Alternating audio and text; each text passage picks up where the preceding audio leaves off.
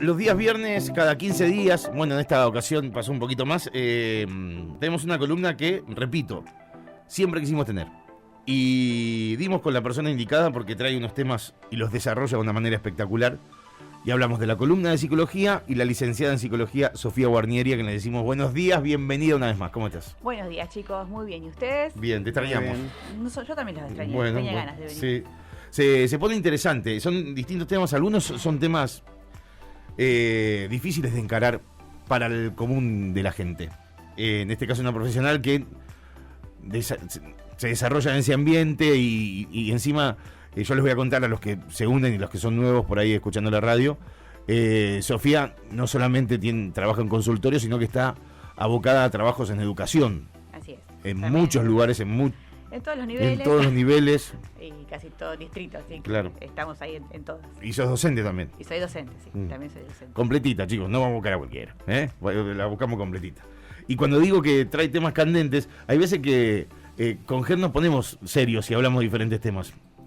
Desde la opinión de una persona. En este caso, una profesional que va a hablar de qué hoy. Hoy voy a hablar de abuso sexual infantil. Abuso sexual infantil. Cuando digo, qué tema complicado. Sí, es difícil, es duro. Duro. Y lamentablemente noticia muy seguida. Sí.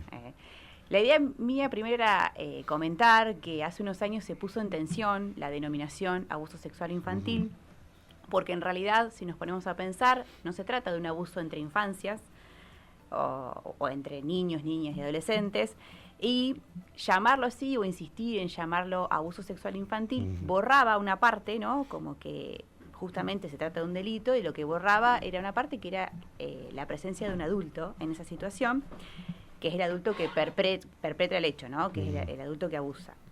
Y a partir de esta puesta en tensión se empieza a llamar abuso sexual contra las infancias o contra los niños, niñas y adolescentes. Y también se repiensa el término abuso porque uno podría pensar que hay situaciones que no son abusivas, pero lo que sí siempre hay en estas situaciones es violencia. Entonces, hoy por hoy la denominación, que por ahí tiene que ver con que luego las prácticas o el análisis y las intervenciones sean más correctas, es violencia sexual contra las infancias, ¿no? Violencia sexual contra niños, niñas y adolescentes. ¿Sí? ¿Por qué hablamos de infancia? Bueno, porque también es real que hay que tener en cuenta las diversidades, ¿sí? Bueno, ¿qué es la violencia sexual entonces contra los niños, niñas y adolescentes? Es una sexualidad perversa de un adulto que irrumpe en la sexualidad en desarrollo de un niño, de una niña o de un adolescente, que tenemos que pensar que ese niño o niña es un sujeto que desea y un sujeto que también tiene su sexualidad, pero que todavía está en construcción.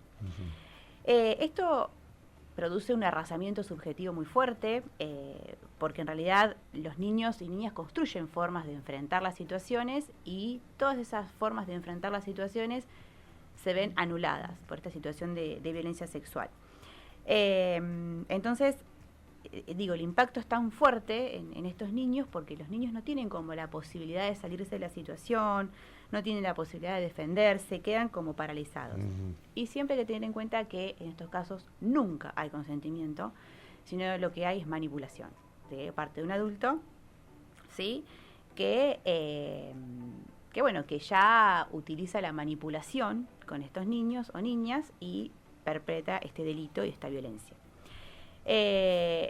Uno de los principales mecanismos que usa este adulto para llevar a cabo el abuso o la violencia es la seducción, ¿sí?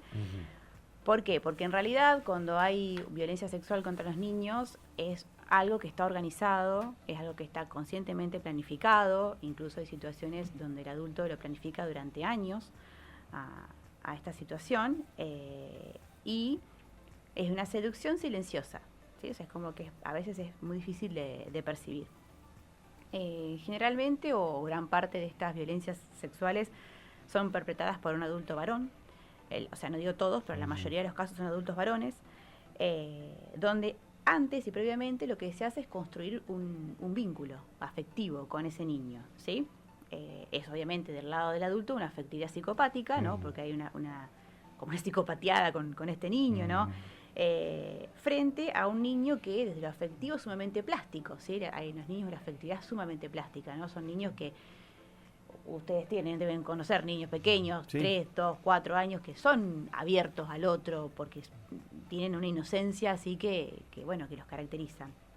Entonces, ¿qué pasa? El niño se acerca a este adulto perpetrador porque hay confianza, ¿no? Y porque busca amor y se encuentra con esta violencia, con el abuso. Imagínense, ¿no?, que este niño o niña busca a esa persona que lo debe proteger y esa persona que lo debe proteger le hace daño y lo lastima.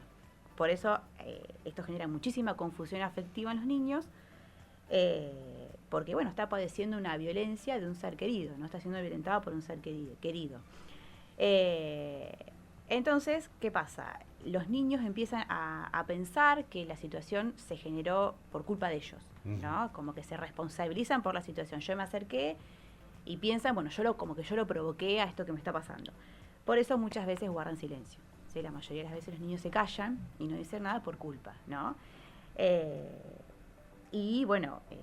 Vergüenza, ¿no? Y aparte dicen, no lo pude evitar, no pude salirme de eso, ¿no? Y le genera muchísima culpa, ¿sí? Esto lo que trae son consecuencias sumamente graves a nivel subjetivo y a nivel psíquico, porque como les decía hoy, arrasa, ¿no?, con todo lo que el niño tenía armado y con todo lo que el niño había podido desarrollar hasta el momento. En el caso del psiquismo, lo que pasa es que ocurre una represión o una supresión.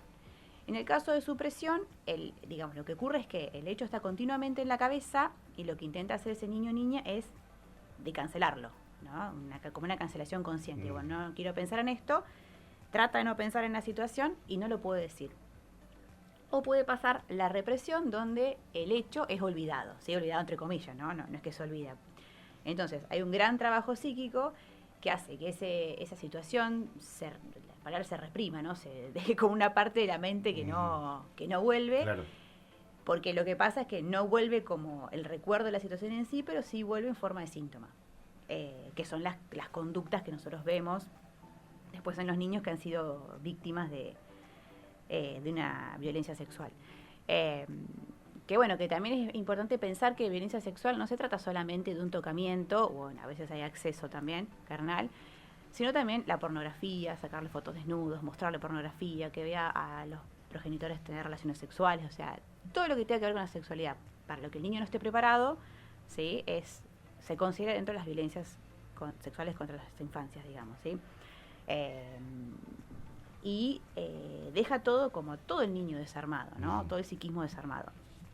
Nosotros lo que podemos ver son indicadores emocionales o algunos síntomas que son como una serie de conductas que aparecen en los niños, que tienen que ver, por ejemplo, puede aparecer hiperactividad, trastorno del déficit de atención, cambios abruptos de conducta, ¿sí? Cuando nosotros vemos que un niño cambia 180 grados y es otro niño y las conductas son muy distintas a las que tenía, siempre es indicador que algo grave está pasando.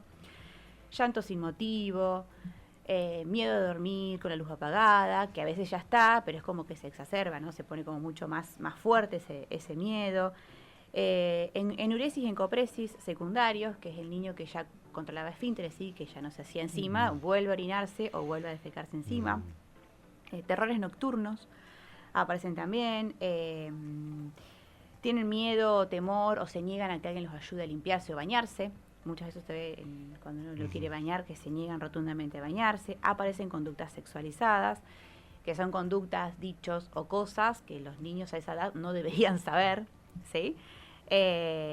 No tienen ganas o se resisten a ir a ciertos lugares o a estar con ciertas personas. Muy preocupados todo el tiempo. Esto de la dispersión, ¿no?, que yo les comentaba hoy. Y esto ocurre, porque es la forma que esta situación vuelve como un síntoma, ¿no? Porque de alguna forma lo tienen que manifestar también los niños que algo de esto les está pasando. Muchas veces preguntan, ¿por qué no hablan? ¿Sí? ¿Por qué no dicen? Porque ha pasado que quizá chicos o chicas de adolescentes o de adultos han podido contar. En Suárez hemos tenido muchos, sí, como muy populares, y tiene que ver justamente con esto que les decía hoy. Por un lado, la culpa que sienten en esto que empiezan como a armar esta idea de que ellos lo provocaron y que no pudieron evitarlo, y después las amenazas, ¿sí? Generalmente la persona que violenta, el adulto que violenta o la persona que violenta sexualmente a los niños, amenaza con vas a destruir la familia, tu mamá se va a poner mal, o cosas más graves como la voy a matar, cosas así. se va a desarmar la familia. Y bueno, después cuando aparecen las denuncias, un poco se cumple esto, no es como una profecía que se cumple, porque bueno, sacan al perpetrador de la familia, del lugar de la casa, o sacan al niño, entonces como que por ahí la forma de abordarlo está reviéndose y bueno, lo más importante es resguardar al niño. Pero el silencio tiene que ver con esto, ¿no? Con la vergüenza, la culpa, las amenazas y demás. Y hay muchas formas de prevenirlo, ¿sí? Una de las maneras de prevenir tiene que ver con la educación sexual integral, que también es un tema que genera controversias y demás. Por ahí pensar que la educación sexual integral no tiene que ver con los discursos médicos biologicistas, ni tiene que ver con que a mi hijo le van a enseñar o a mi hija a enseñar cómo cuidarse en una relación sexual, sino que tiene que ver, la sexualidad tiene que ver con todo lo que nosotros hacemos y decimos y deseamos, pensamos. Entonces, la ESI se empieza a trabajar desde el nivel inicial, que lo que hace es justamente hacer consciente al niño de los hábitos que tiene que tener con respecto a su cuerpo, lavarse los dientes, bañarse todos los días, lavarse las manos antes de comer, ¿no? El cuidado del cuerpo en general. Algo que es sumamente importante es, primero y principal, nombrar a las partes del cuerpo por su nombre, ¿sí? Esto de ponerle apodos o la chuchuila, lo que sea, no. La pocha, lo que sea. La carapela. Mientras sepa el nombre verdadero, ¿sí? Después le podemos decir otra forma más cariñosa si se quiere, pero el nombre verdadero. Esto porque voy a contar una situación bastante fuerte. No pasó acá, es una situación que está sacada de bibliografía, ¿no? O sea, no. Pero era una nena que en el jardín decía que su tío le chupaba la galletita. Ah, lo escuché. ¿Viste?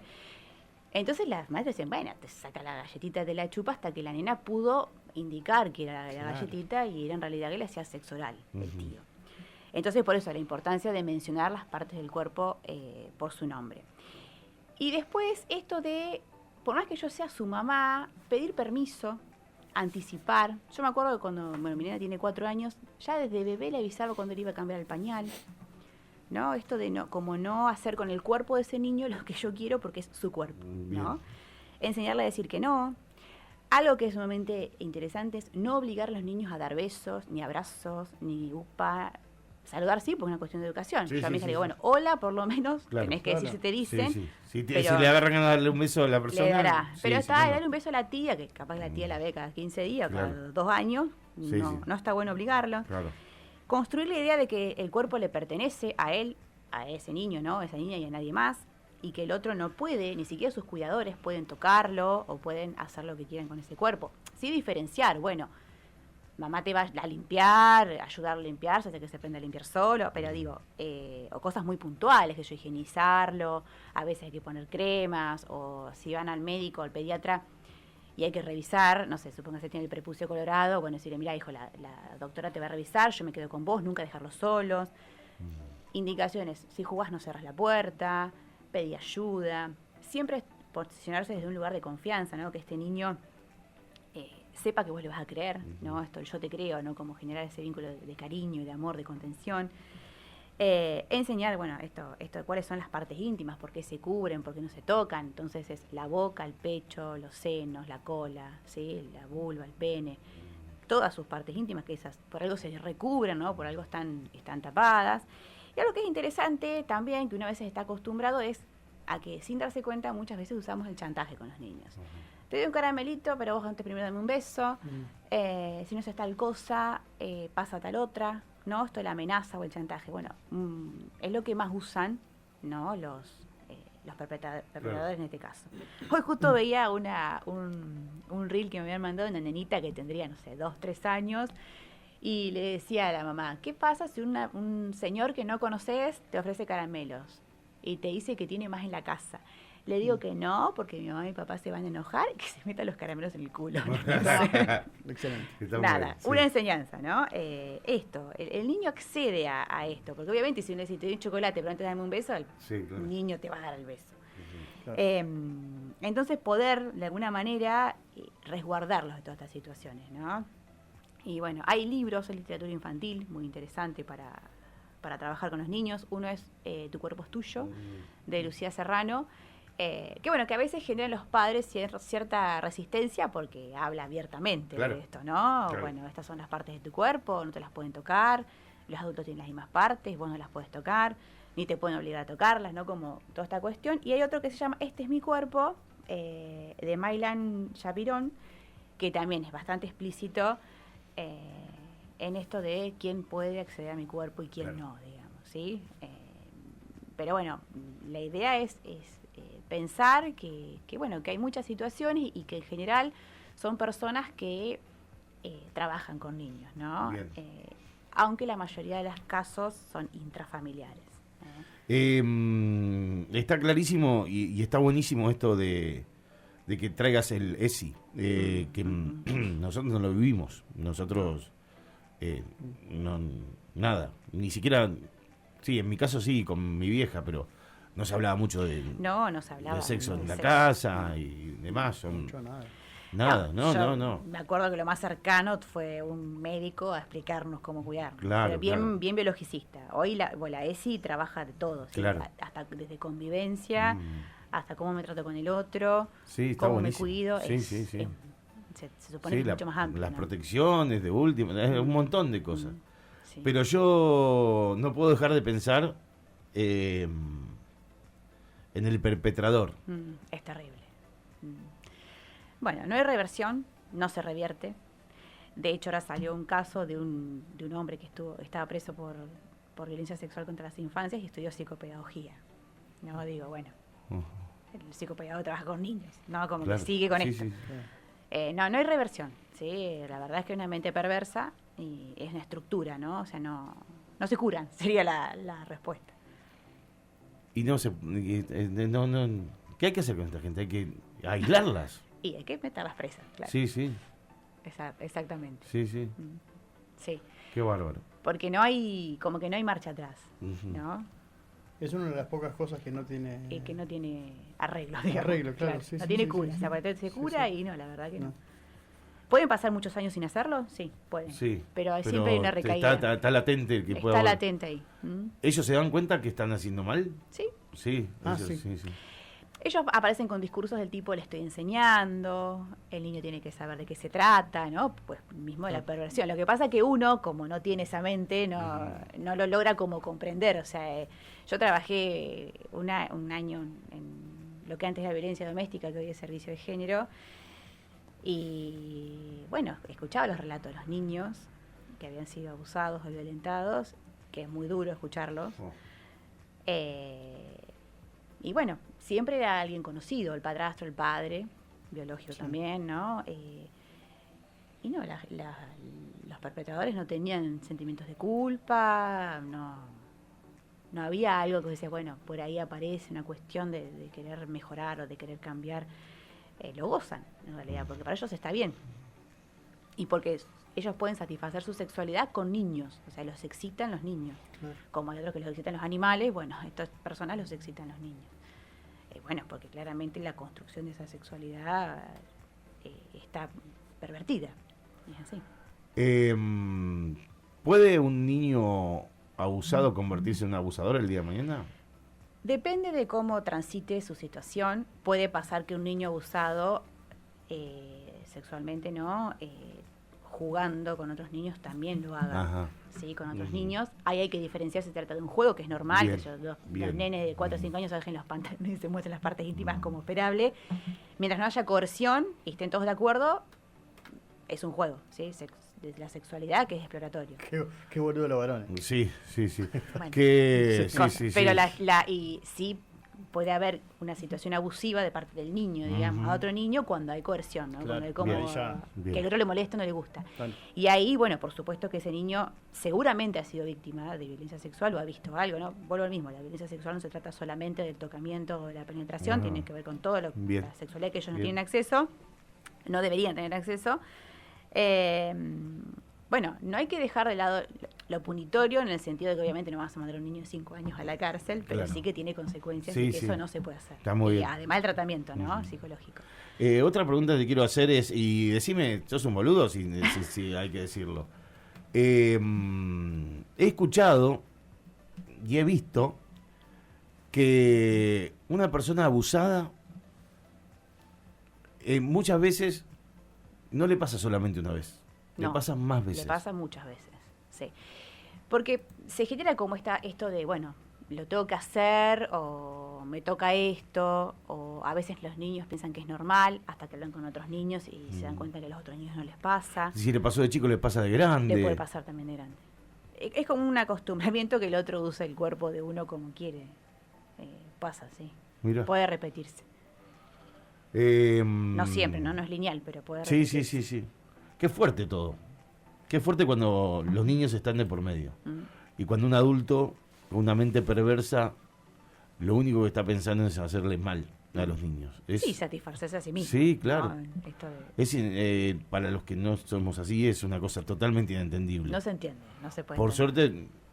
suerte, podemos hablar con una persona entendida en la materia, una psicóloga que nos trae todos los temas o todas las conclusiones y los estudios a esta charla, porque igual yo sigo sin entender. No, que no sé. Es que no te entra en la cabeza. No. O sea, el que no piensa de esa manera, decís, No, ¿cómo puede...? no podés. No podés. ¿Qué te no. excita? ¿Qué te excita? Correcto. Sí. Ahí está, que te excite. Bueno, excita Sí. el daño al otro, excita el sufrimiento, excita esto, ¿no? Y la infancia, el cuerpo de la infancia. Tengo mensajes que dicen, buen día. Qué importante tocar este tema y cuánto adulto roto y con infancia robada que hay en esta generación. Terrible. Gracias por tocar este tema para generar más conciencia y para que en un futuro los niños de hoy sean adultos más sanos. Bueno, Gracias gracias a vos por el comentario. Tal cual. No, dale, sí. Buen día, soy Elizabeth, mamá de Ale, la mamá del Musul. Ajá. Dice, mi pregunta es, no sé si se puede hacer preguntas, sí, se puede preguntar. Dice, si fuiste abusado y pasa el tiempo y te animás a contárselo a tu mamá y no te cree, es terrible, ¿no? Es muy terrible que no te crean, muy terrible. Porque en realidad la persona está buscando a alguien de confianza para contar lo que es muy doloroso. Claro. Y es muy, muy, muy terrible que no te crean. Suele pasar más de lo que quisiéramos que pase, porque no hay como esa apertura a escuchar, porque puede generarse también esta mamá culpa por no haberlo prevenido, por no haberse dado cuenta, entonces prefiere como ignorar la situación. Como hay mamás que no, que lo escuchan, que atienden esa situación, que acompañan a ese hijo o hija a hacer la denuncia, pero pasa que no te crean. Cuando uno lo dice de adulto, de más o más grande, o cuando lo dice en el momento. Claro. Otro tema que a mí me parece inentendible y fuerte, no sé si es para meternos a charlarlo, es un comentario nomás. En muchos casos de abusos de niños, de chicos, se ve cuando hay un padrastro de por medio, no en todos, ¿no? Hay veces que está la aceptación por parte de las madres. Sí. Pasa mucho. Eso ya es más Sí, terrible. Eso es terrible. Eso es más terrible. Es muy terrible. Nosotros por ahí, generalmente lo que decimos es como que la madre termina siendo una entregadora. Claro. Y cómplice Ajá. Claro. de la situación. Sí, claro. Porque no hace nada para defender a ese niño o niña, y generalmente esas situaciones estallan en la escuela, que es donde aparece el niño que cuenta, un adulto que confía, el maestro, la maestra, el del equipo, el de educación física, lo cuenta. Claro. Pero realmente pasa y seguido, uno puede decir, pues, en términos menos académicos, como que elige al macho y no a su hijo. Y bueno, y hay una complicidad. Claro. Hay madres que no, hay sí. madres que se enteran y Claro. no, pero muchas veces pasa. Para cerrar y para dejar un mensaje a la comunidad de Suárez, gente que por ahí estos temas les da cosa hablarlos o hasta escucharlos. Hay que hablarlo. Sí, hay que hablarlo. En Suárez hay casos de abuso. Muchísimos Sépanlo, más de lo que sépanlo. la gente piensa. Muchísimo. Muchísimos. Muchísimos. Y estoy seguro que hay muchísimos que todavía no se Hay salieron muchos. a la luz. Nosotros por ahí nos hemos hecho eco de los más conocidos, Claro. ¿no? El último fue esta nena que le ocurría las situaciones de abuso en el cementerio, Claro. de violencia sexual en el cementerio, Claro, pero así claro. hay un montón. Sí. Lamentablemente sí. Muchas veces nos enteramos cuando aparecen las noticias en la nueva provincia que salió la condena del abusador en Coronel Suárez a su hijastra. Y vos decís, ¿cuándo pasó esto? Hay veces que no te enterás que había alguien abusado, que fue entregado, que fue detenido, y te enterás cuando porque en la justicia en la Argentina es muy lenta, entonces te enteraste 2 años después. Sí. Estemos atentos. En consultorio se ve un montón también. Sí, me imagino. Y a veces como generacional. Por ahí le ocurre a la hija, le ocurre a la madre. Qué bárbaro. Es terrible. Hay mucho abuso. En Suárez muchísima. Y ahora te pregunto algo a vos como profesional. Como persona. Como persona. Porque como profesional... No. ¿Qué te pasa cuando...? Me genera muchísima impotencia y muchísimo enojo. Muchísimo. He estado delante de abusadores y es terrible. No los puedo ni mirar. Es terrible. Te dan ganas de matarlos, sinceramente. Sí. De colgarlos, no sé, de hacerles algo, hacerlos sufrir, lo que sea. Hoy estamos hablando fuera de aire, antes hablábamos de nuestras vidas privadas. Son medio polvorita, ¿no? Sí. Y por eso yo... es indignante, es terrible. Más después de escuchar el relato de la persona, ¿no? Y claro. El relato del niño. Es fuerte escucharlo. En esta etapa con Germán que estamos entrando, bueno, Germán ya viene entrando hace un tiempito más, yo estoy entrando ahora en la vejez. Somos todos. Sí, y nos abraza la sensibilidad, estamos muy sensibles. Esto me genera, se me pone la piel de gallina. No, ni pensar que pase cerca. No. Porque... No sé cómo, no sabes cómo reaccionar, es terrible. Es terrible. Si saben de algo, hagan algo. Sí, denuncien, busquen, hablen. Busquen, porque no dejen que siga pasando. Es choto decirlo también, pero es así. Hay muchas veces que hay gente capaz que está escuchando y dice, vos sabés que yo sé que o pasó esto, aquello. Hay que denunciar. Sí, totalmente. Es difícil, pero bueno, hay que denunciar.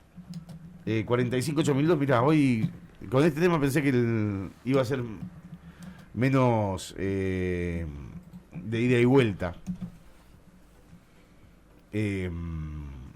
Pero la gente opina. Y sí, obvio. Que en realidad es un tema que habría que hablar más. Sí. Y abiertamente. Hay mensajes. No, yo quería sumar a lo que decían recién, que denuncien, que hablen. La línea es el 144. Ajá, bien. Cualquier cosa que sepan o quieran denunciar, línea 144, si estás en situación de violencia de género las 24 horas, todo el tiempo. Bueno, nada, podés comunicarte ahí. Bien.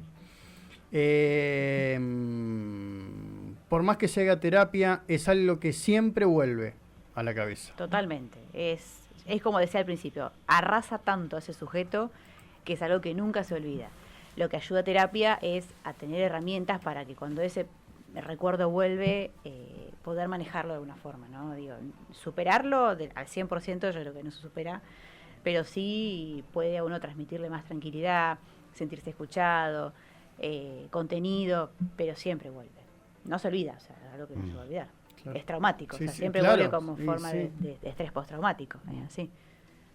Qué bueno tener esta columna y poder hablar todos estos temas que merecen ser difundidos y que estén más en boca de todos para poder hacer algo si sabemos de algo. Esto está buenísimo.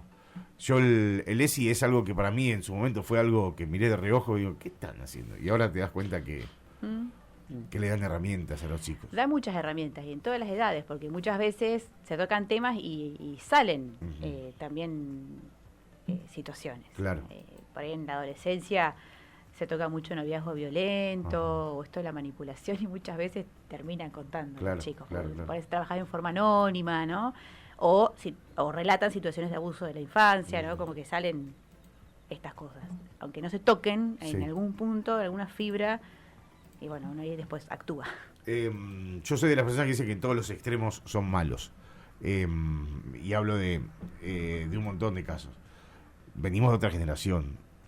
Y venimos de otra generación de noviazgos también nosotros. Sí. Hoy te pones a mirar para atrás. Y... Sí. Yo, no en mi caso, pero yo...